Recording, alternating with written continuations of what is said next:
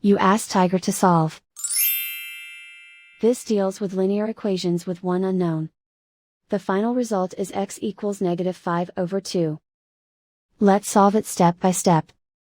Group all x terms on the left side of the equation. Add x to both sides. Group like terms. Simplify the arithmetic. Group like terms. Simplify the arithmetic. Group all constants on the right side of the equation. Subtract 4 from both sides. Simplify the arithmetic.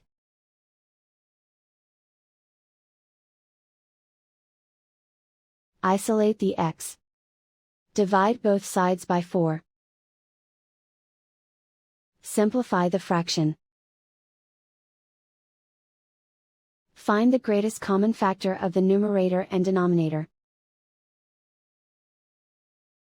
Factor out and cancel the greatest common factor. And so the final result is x equals -5/2.